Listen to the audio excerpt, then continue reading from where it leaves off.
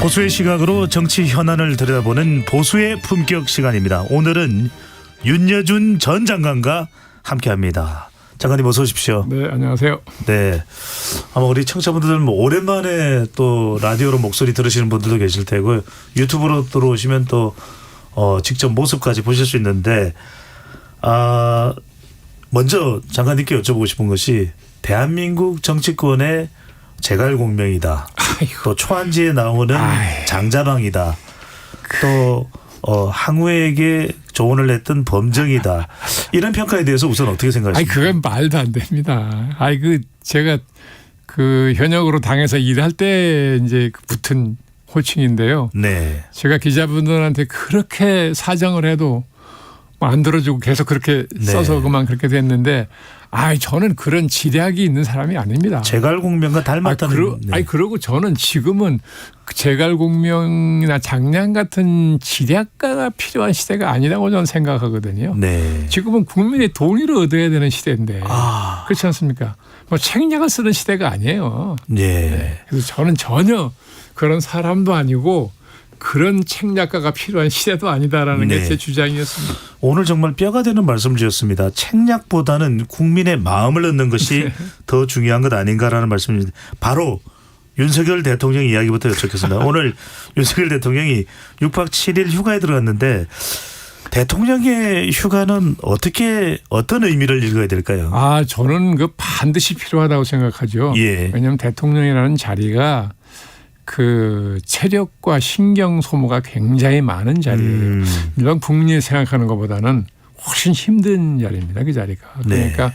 대통령이 이런 더운 계절에 일주일 정도는 반드시 쉬는 게 좋다. 저는 그렇게 생각을 하죠. 그래야 됩니다. 정말 필요합니다. 장관님이 이전에 이제 여러 역대 대통령하고도 또 소통이 있으실 텐데 보통 우리는 대통령의 사실 사생활을 잘 알 수는 없습니다. 네. 집 안에서의 관저라고 하죠. 네. 예전에는 이제 용산 옮기기 이전에는 청와대인데 밤에 보통 대통령이 이렇게 좀 잠을 잘 수 있는 단계입니까? 보통 잠을 못 자고 무슨 수면제를 먹는다든지 그런 경우들이 많습니까? 글쎄 수면제를 들어야 할 만큼 불면증에 시달리는 이유가 뭔지 모르겠으나 대통령의 관저 환경에 앉아와서 잠을 잘 못 자는 건 아니었죠. 네.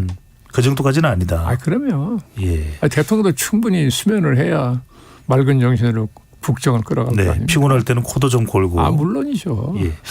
자, 윤석열 대통령의 휴가지가 저도로 알려지고 있습니다. 거제 저도인데 박근혜 전 대통령도 갔던 곳이 저도고 박정희 전 대통령도 가족들과 함께 갔던 곳이 저도로 가는데 왜 저도일까요?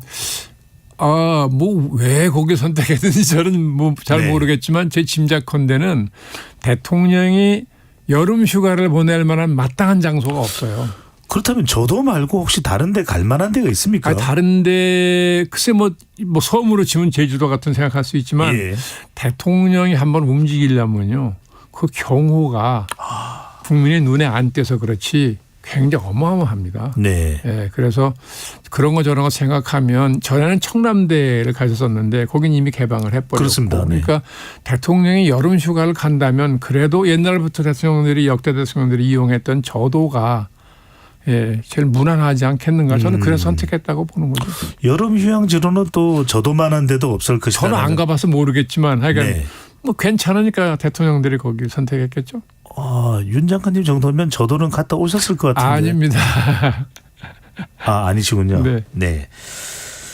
자, 최근에 윤석열 대통령의 국정 운영에 대한 평가 질문을 받으셨는지는 모르겠는데 자, 지지율이 한 30%대 높았을 때는 최근에 한 40% 초반에 가는 경우는 있습니다만 윤석열 대통령 국정 운영 우리 또 대한민국 정치 원로로서 또 어떻게 평가하십니까? 어떤 점수를 주실 수가 있고 어떤 부분을 좀 보완을 해야 될까요?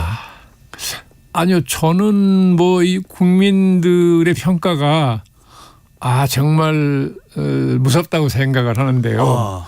이게 잠깐 40%대 올라갔다 계속 30%대에 갇혀 있잖아요. 지금 언론이 박스권에 갇혀 있다고 그러는데 이게 왜 그러냐. 이게 대통령으로서는 이게 상당히 어떻게 보면 우리는 단임제이기 때문에 네. 뭐 2번 표를 달라고 할 게 아니라서 다음 대통령은 뭐 인기에 연연하지 않는다고 할 수도 있지만 그래도 이게 지지도가 30%를 거의 고정되다시피 하면 국정 운영에 굉장히 지장이 생깁니다. 힘이 동력이 붙지 않기 때문에. 예.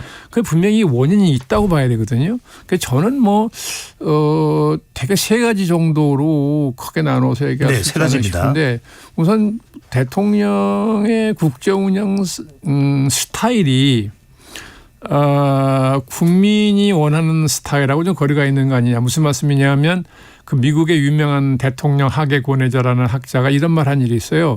대통령의 권력은 설득의 능력에서 나온다. 그러니까 정확한 말이잖아요. 네. 그죠? 네. 그러면 국민을 설득을 해야 된다는 얘기 아닙니까? 그런데 윤 대통령의 그 스타일은 국정운영 스타일은 국민을 설득하는 스타일이라기보다는 어떻게 보면 군림하는 듯한 스타일이 보이잖아요. 이것이 국민들한테 몹시 좀 거부감을 준다고 그럴까? 예. 호감을 못 주는 원인 중에 하나 아니냐. 그 스타일의 문제인 거죠. 하나는 이제 국정운영 방식인데 이 의회민주주의 하는 나라 아니에요, 우리는요. 예. 그럼 국회를 존중해야 되고 마땅히 입법권을 가진 기관이니까 국민의 네. 대표 기관이잖아요. 그러면 당연히 이제 지금 우리나라 국회는 야당이 다수당이니까 다수당과 다수당의 대표를 존중하는 태도를 보였어야 되는데 지금 이재명 대표가 대표로 선출된 이후에 한 번도 대통령이 만나질 않았어요. 네. 그렇죠?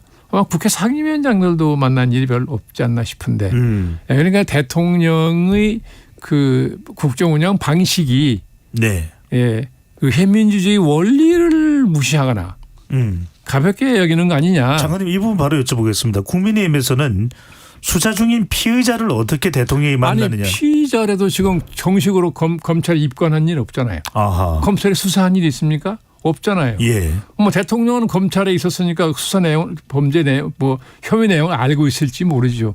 그러나 그건 알고 있는 것이고 일단 국민이 선출한 국회의원이에요.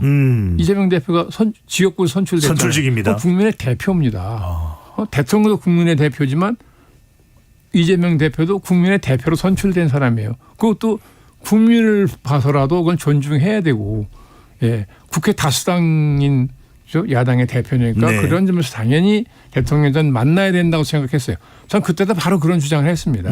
예, 대통령이 안 만나고자 하는 그 심정은 이해하지만 그래도 의회 민주주의 원리상 그건 안 된다. 심정은 이해하나 예. 국정 그건 운영을 개인의 위해서는 만나야 심정이고 된다. 의회 민주주의 원리상 그건 안 된다는 거죠. 네. 그래서 지금 국정 운영이 원만하게 안 되잖아요. 국회가 원만하게 안 돌아가고. 예. 그렇지 않습니까? 이 결국 누구의 손해인가요? 대통령의 손해예요. 예. 그렇지 않습니까? 네. 그다음에 국정 운영 능력의 문제가 있는데 세 번째입니다. 네, 국민이 볼 때는 대통령이 이제 새로 취임을 하면 돈다란 야당에서 여당으로 이제 이 정당이 바뀐 거잖아요. 그러면 대통령은 취임할 때 취임하고 나서 나는 5년 동안에 예?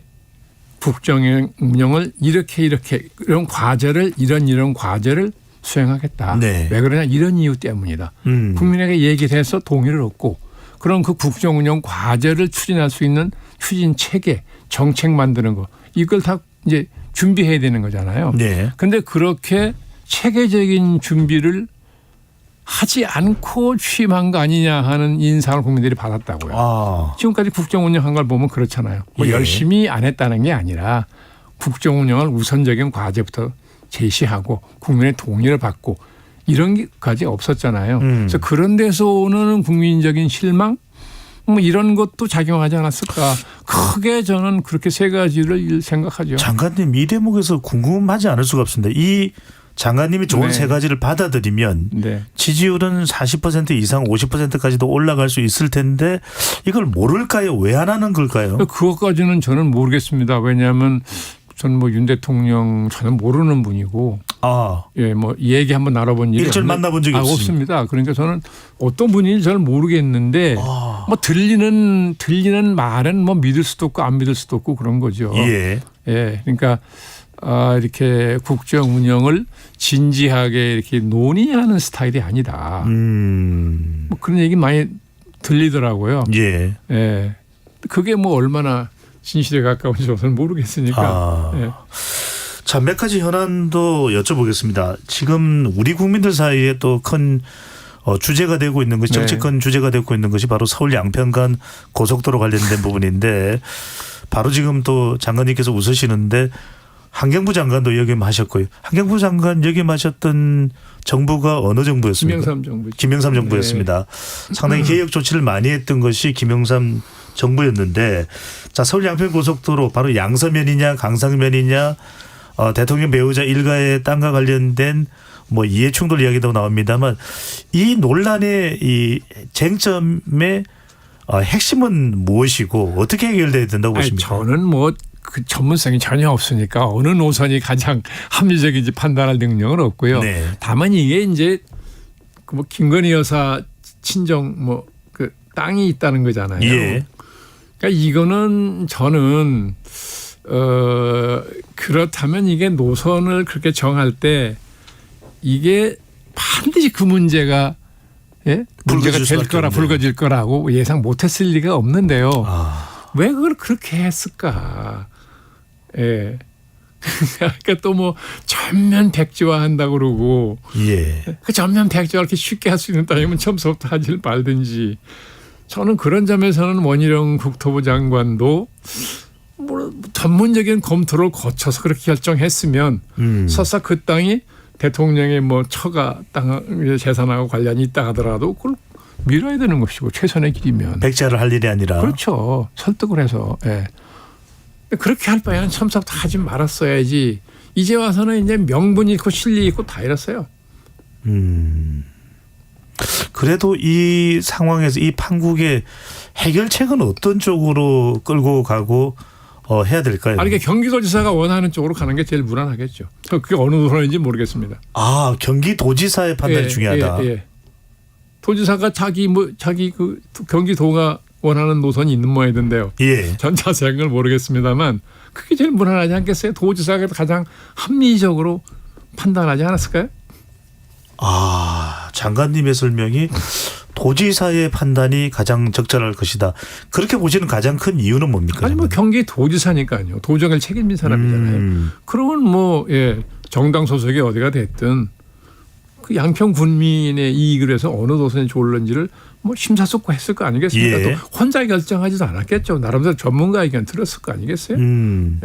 그러면 그게 상식적으로 보면 도지사가 원하는 그 도가 원하는 노선이 가장 좋은 노선이라고 하는 것도 상식적으로 뭐 타당하지 않겠나. 장관님의 오늘 해결책이 상당히 신박합니다. 왜냐하면은 그동안 김동연 지사가 결정하는 것이 가장 최선이다라는 그런 이야기는 잘 없었는데 또 그 말씀을 해 주셨습니다.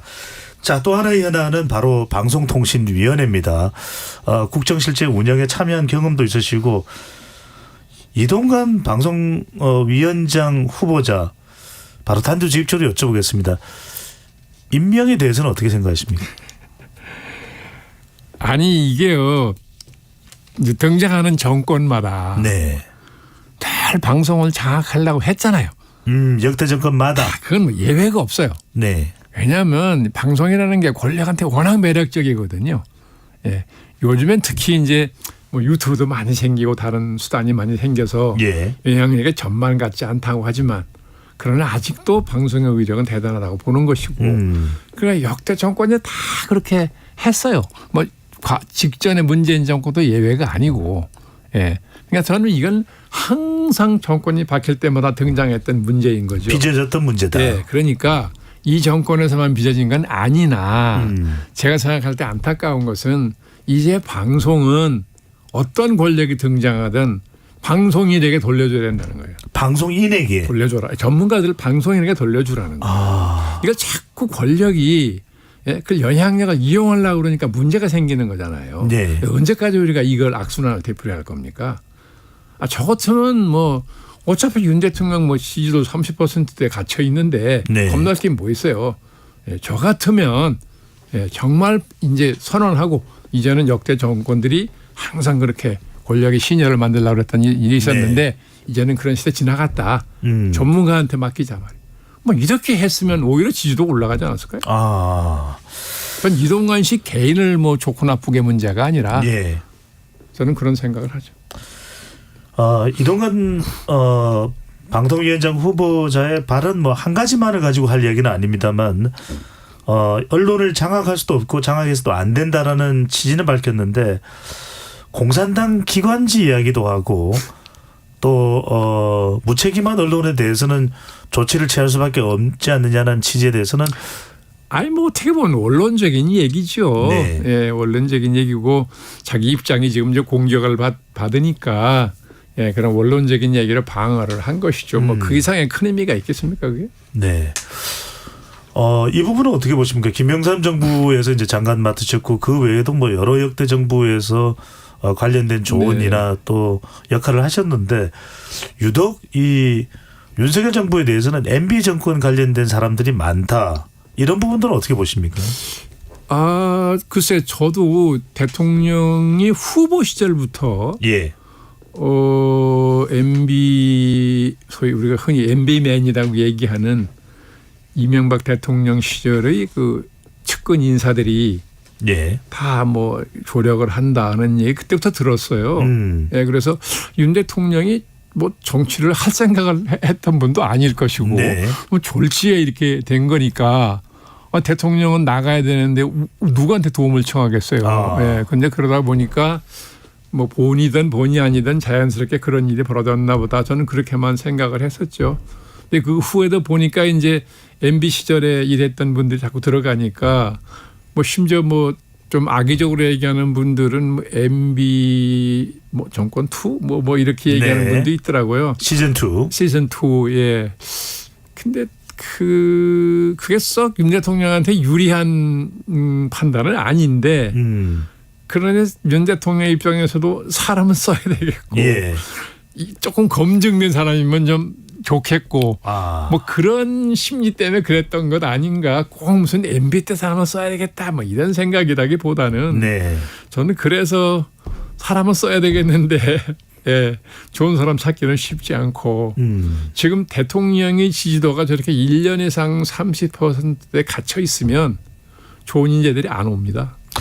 김영호 통일부 장관은 어떻게 보십니까? 이렇게 되면 남북 관계가 상당히 또 악화될 수밖에 없다는 이야기도 물론 이제 한미 동맹은 강화되겠지만 그래서 김영삼 정부 때 보면은 남북 관계가 썩 안 좋을 때도 있었지만 그래도 대화를 하려고 하는 끊임없이 이제 탐색은 또 있었는데. 그랬지요. 김영삼 대통령도 취임해서 이제 뭐 이 무엇인가 뭐 예. 북한하고 뭔가 이렇게 좀 유화적인 제스처를 많이 썼잖아요. 네. 그럼에도 북한 측이 호응하지 않으니까 나중에 강경 쪽으로 선회하신. 이인모 노인인가를 북송을 했었고. 그렇습니다. 나중에 이제 강경 쪽으로 선회하신 걸로 기억이 되는데 윤 대통령은 처음서부터 그 태도랄까 입장을 선명하게 했던 거 아닙니까? 북한에 대해서 굉장히 과거 정권하고는 달리 문재인 정권 때 대북 정책에 대해서는 저도 굉장히 비판적인 생각하는 사람입니다만 네. 예, 일단 그 윤 대통령 판단은 제가 짐작컨대 대북 유화 정책을 통해서 한반도 평화를 유지한다는 건 환상이다라는 판단한 거 아닌가 싶어요. 예, 그래서 뭐 우리 군사력을 증강해서 대북 방위력을 늘리고 한미 동맹을 강화하고 대북 억지력을 강화하는 것이 현실적인 방법이지 뭐 유화적인 제스처 쓴다고 북한이 뭐 군사력을 침략 야욕을 벌이지 않을 거다라고 생각한다는 뜻 아니겠어요? 네. 그래서 저렇게 간다고 보는 거죠. 근데 저게 길게 봐서는 상당히 한반도 정세가 질서가 한번 크게 요동칠 가능성을 늘 배태하고 가는 거 아니냐. 안고 가는 거 아니냐. 안고 가는 거 아니냐 하는 그런 걱정은 있어요. 왜냐하면 북한이 저렇게 잠잠하게 있을 리가 만무하거든요. 근데 중국도 영향력이 있을 것이고. MB 정부 때도 연평도 포격이 있었습니다. 있었죠. 그래서 어떤 형태로든지 근데 이제 북한은 워싱턴하고의 관계에서는 가장 중요한 과제니까 부단히 미국하고 대화를 해요. 우리 눈에 안 띈다 하더라도 통미봉남 형태로 계속 미국하고 북한은 비공식 채널로 대화를 합니다. 그러니까 미국하고 지금도 대화하고 있을 거라고 보는데 그러나 너무 윤 대통령이 이렇게 북한에 대해서 대결적인 것처럼 보이는 자세를 갖는 거는 조금 좀 신경을 쓸 필요가 있지 않을까 싶어요. 네. 장관님 커덕 제가 궁금해서 여쭤보는데 윤석열 대통령하고 일절 관계나 연락이 없었습니까? 물론이죠. 그래도 윤석열 대통령, 윤여준 장관 네. 같은 집안은 아니신 거죠? 저 아저씨 뻘이에요. 학렬이. 아 오히려 윤석열 대통령이 아저씨 뻘입니까? 아저씨 뻘입니다. 아저씨라서 말을 못 하시는 겁니다. 아 무슨 말을 못 하죠? 아니. 네. 예, 할 말 다 하죠. 네. 아니 아저씨라서 아저씨는 저 인척 관계고 장관님이 오히려 밑에 학렬이니까 예. 연락을 윤석열 대통령이 안 했던 것인가? 그건 잘 모르겠습니다. 아. 예, 뭐 그런 관계 뭐 있겠습니까? 예. 역대 한국 정치권을 이야기할 때 언어의 마법사다. 굉장히 단어 선택에 있어서 윤여전만한 사람이 없다 이런 얘기했는데 윤석열 대통령은 최근에 이제 정책적인 대상, 좀 처리 대상, 이 척결 대상을 이야기할 때 이권 카르텔을 이야기합니다. 아, 네. 이거 장관님 어떻게 보십니까? 근데 저는 그 대통령의 인식에 동의하죠. 네. 뭐 어느 사회나 뭐 카르텔 구조가 아직 없는 사회는 없겠지만 예. 우리나라 같은 경우는 그게 유난히 심하다고요. 예, 이게 뭐 건설 쪽에만 있는 게 아니라 예. 거의 모든 분야의 그 카르텔 구조라고 해도 과언이 아닐 만큼 예, 그 이해관계로 뭉친 게 있어요. 그래서 이거는 대통령이 올바른 문제의식을 가지고 있는 거라고 보는 거죠. 다만 그런 그 카르텔 구조를 어떻게 깰 거냐. 이거는 워낙 오랜 세월 다져진 구조라서 쉽게 안 되거든요. 굉장히 정교하게 접근해도 쉽지 않을 텐데 너무 예, 물론 계기가 생겼으니까 예. 대통령이 척결하겠다 의지를 보이는 건데 저는 그 문제의식만큼은 저는 동의하는 사람입니다. 알겠습니다. 자 이번에는 국회 여야로 한번 가보겠습니다. 최근에 이제 민주당 관련해서 좀 여쭤보고 싶은데 일단 좀 포괄적으로 네. 지금 이재명 대표 체제 뭐 10월 퇴진설까지도 이야기 나오고 뭐 8월 구속설도 나오는데 일단 이재명 대표 체제에서는 어떻게 보십니까? 체제의 뭐 어떤 점을 그러니까 더불어민주당의 이재명 대표 체제 뭐 친명계는 계속 굳건히 지지를 보내고 있지만 이재명 대표 체제라는 게 저런 식으로 지속이 가능하겠습니까?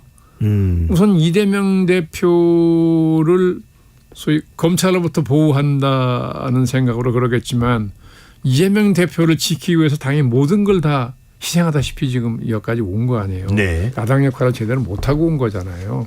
이게 과연 야당에 도움이 되느냐 국익에 도움이 되느냐. 예. 그럼 국민에게 이게 지지를 많이 받을 수 있느냐. 전 다 아니라고 보는 거거든요. 아하. 그걸 민주당이 모를지도 없고요. 예. 그러니까 저는 어느 시점에서는 내년 총선을 치러야 되니까 예. 이재명 대표가 자기 신상의 어떤 변화를 가져올 거라고 생각을 하죠. 그게 10월이냐 11월이냐는 저는 모르겠지만. 그때 그는 총선 전에는 거치 표명이 있을 것이다. 이런 상태로 선거를 치를 거라고까지 생각은 안 할 거라고 봅니다. 저는. 그러면 한 평론가가 이야기한 10월 퇴진설 그 10월인지 언제인지는 모르지만 가능성이 상당히 있다. 네, 저는 뭐 그 연내에 하지 않겠습니까? 장관님이 이야기하시니까 또 무게감이 다르네요. 아닙니다. 그 옛날에 그런 일이 많았잖아요. 예. 상식적인 추리하는 거죠. 자, 또 하나는 이제 상당히 지금 논란이 대상에 되고 있는 중심에 민주당의 김은경 혁신위원장이 서 있는데. 네네. 노인 폄하 발언이다. 왜냐하면 이게 투표 저도 우선 80대 중반의 노인이니까 불쾌하죠. 이게 윤 장관님 들으시기에 나보고는 그럼 투표하지 말라는 이야기냐. 뭐 그렇게까지 얘기한 건 아니지만, 아니지만 뭐 생각이 그러니까 그런 말이 나왔을 거라고 보는데, 그건 진짜 잘못된 생각이죠. 네. 참 이렇게 비판적인 내용도 부드럽게 이야기하시네요. 맞습니다. 네. 자, 김기현 대표 체제에 대해서도 한번 이야기를 해보겠습니다. 지금 윤석열 대통령 현직 대통령 이제 집권 여당 김기현 대표 체제인데 별로 국민의힘이 제 역할을 못 하고 있다. 대통령 지지율에 연동돼 있다. 김기현 대표가 좀 더 포괄적인 생산적인 역할을 해야 되는 것 아니냐. 홍준표 시장과도 이렇게 맞닥뜨리고 하는 것은 별로 좋게 안 보여요. 어떻게 일단 김기현 대표 체제를 보십니까? 저는 무슨 김기현 대표란 분은 잘은 모릅니다, 개인적으로. 네, 그런데 그래서 본인이 원래 스타일이 어떤지까지는 제가 잘 모르겠습니다만 지금 같으면 국민의 눈에 비칠 때는 뭐 집권당 대표는 존재감이 거의 없죠. 네. 예, 근데 문제는 이제 대통령이 집권 초기니까 또 대통령이 굉장히 좀 뭐라 그래야 되나요? 추진력이 강하고 그런 형편이니까 자칫 집권 초기에 대통령과 당대표가 갈등이 빚어지는 모습을 국민에게 비춰지는 게 조심스럽다. 그래서 대통령의 그 페이스를 맞춰주는 건지도 모르는 거잖아요. 근데 문제는 이번 정기국회죠. 저는 지금 이번 정기국회를 김 대표가 어떻게 보내느냐. 네. 그걸 두고 보려고 그러는 거죠. 이번 정기국회도 그렇게 보내면 내년 총선 아마 굉장히 어려워질 겁니다. 그러니까 하반기 국정감사 등의 정기국회를 말씀하시는 그렇죠. 거죠. 정기국회. 예, 근데 국정감사와 예산심의잖아요. 예, 그 과정을 지켜보면 대표가 어느 정도의 역할을 하고 어느 정도의 목소리를 내는지 당을 어떻게 지휘하는지 이걸 봐서 지금까지 해온 식으로 그냥 하면 뭐 내년 총선은 아마 국민의힘은 굉장히 어려워질 거고요. 야당과 대결하는 것도 뭐 대결을 하는 게 아니라 어쨌든 집권당으로서의 목소리를 낼 건 내야지요. 아주 국정감사라는 게 아무리 여당이지만 행정부로 감사하는 거잖아요. 그럼 잘못된 건 지적을 해야 되고 그죠? 필요한 건 정부도 지적하고 물론이죠. 비판하고. 해야 되니 그거 하라고 국민이 뽑아준 건데 국민의 대표 아닙니까?